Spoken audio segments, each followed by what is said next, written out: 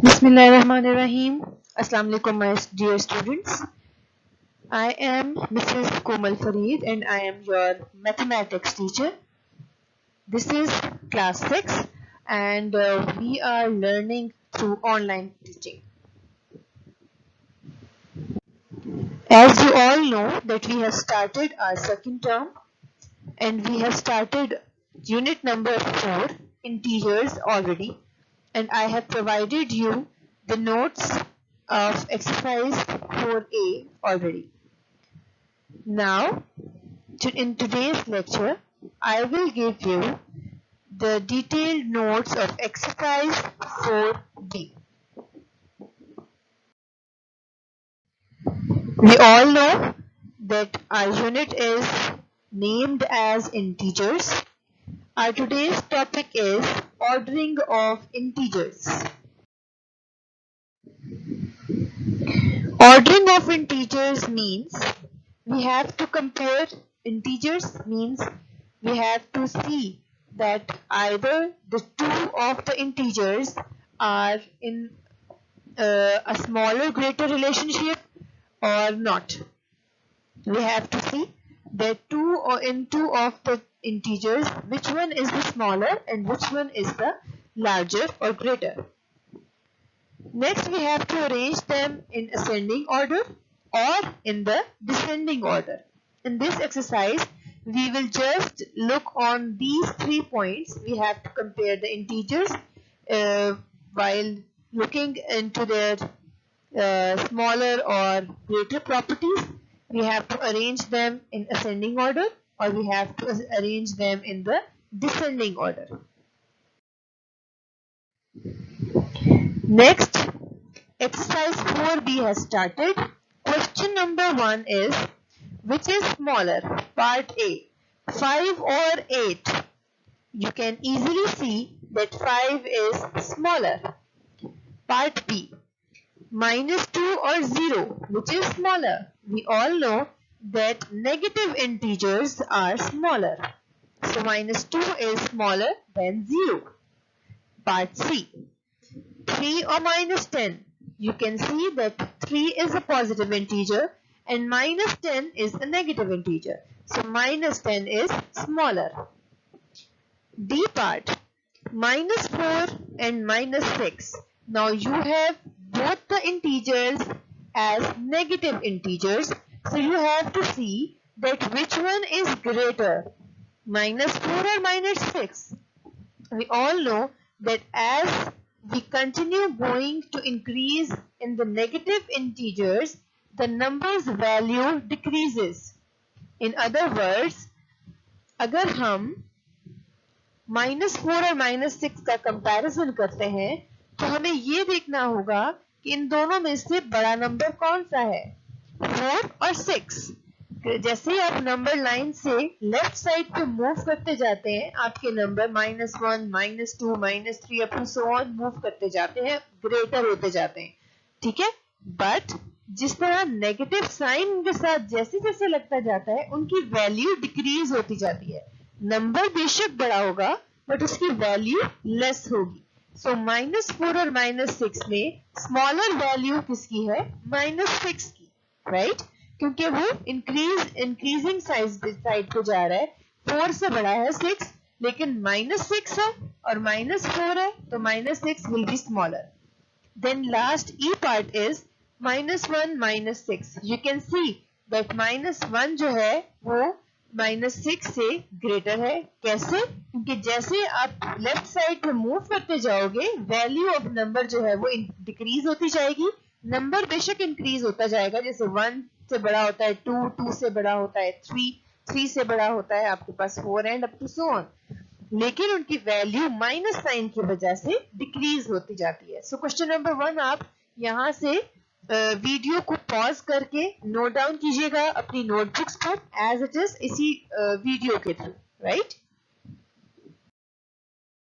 Now exercise 4b का question number 2 है आपके पास. Compare the following by using greater than और less than sign. Part A आपके पास -4 एंड -2, ये दो नंबर्स हैं, इनके दरमियान में लेस देन का साइन आएगा, यानी कि -4 इज लेस देन -2. क्योंकि 4 जो है उसकी -4 जो उसकी वैल्यू जो है वो -2 से लेस है। B part is -10 is less than -1 क्योंकि -10 की वैल्यू -1 से लेस है। C part is -2 is less than 0 क्योंकि -2 की वैल्यू 0 से लेस है। D part is -1/2 is greater than -1 because -1/2 जो है वो 0 से ज्यादा नियरेस्ट है। दैट्स वाई हम कहेंगे कि -1/2 जो है वो ग्रेटर है -1। ये स्टूडेंट्स ट्रू और फॉल्स देखते हैं हम। Part A is true because negative numbers में सबसे बड़ा नेगेटिव नंबर -1 होता है। Part B is false because negative numbers जो हैं वो 0 से स्मॉलर होते हैं और 0 सबसे बड़ा होता है। Part C is true because -1 से सब जो है वो 0 से बिल्कुल पहले आता है, यानी कि 0 से पहले वाला जो नंबर होता है वो -1 होता है। D part is false because -4 के फौरन बाद -3 आता है, -2 नहीं आता। ई पार्ट इज फॉल्स बिकॉज -4 जो है वो बड़ा है और -1/2 जो है वो स्मॉलर है।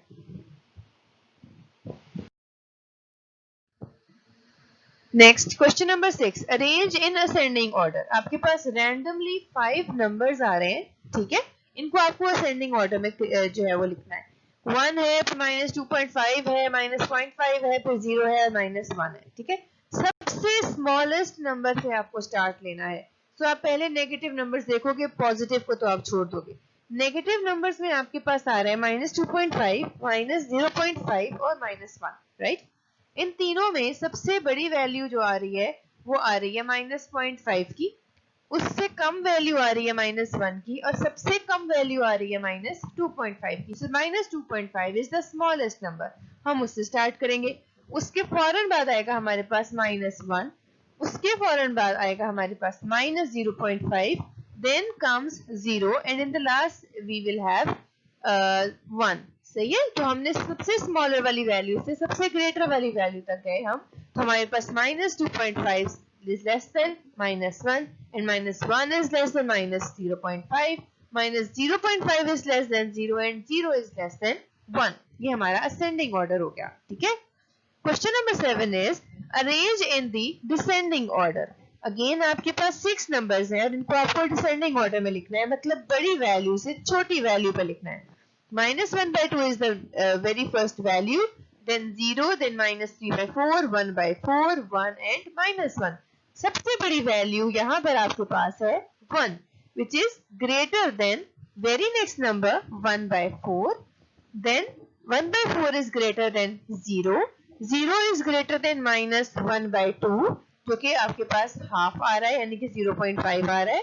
-1/2 is greater than -3/4, अगर -3/4 की डेसिमल वैल्यू आप निकालते हो तो वो आती है -0.75, तो -0.75 is less than -0.5, then -3/4 is greater than -1। -1 इन सारी वैल्यूज में सबसे ज्यादा स्मॉलेस्ट वैल्यू है और 1 यहाँ पर सबसे ज्यादा बिगेस्ट वैल्यू है। This is descending order, right.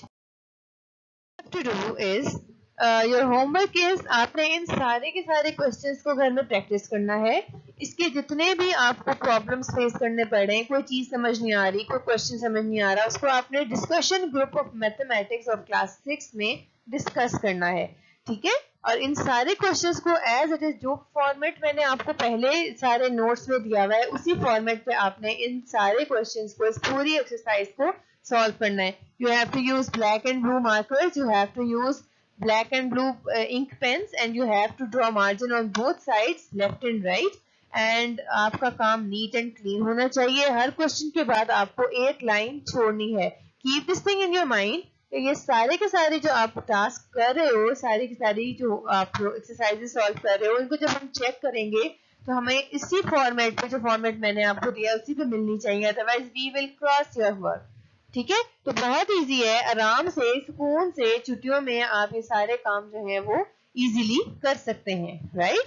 So there is no need to be worried about anything, so just do it calmly and relaxed, right.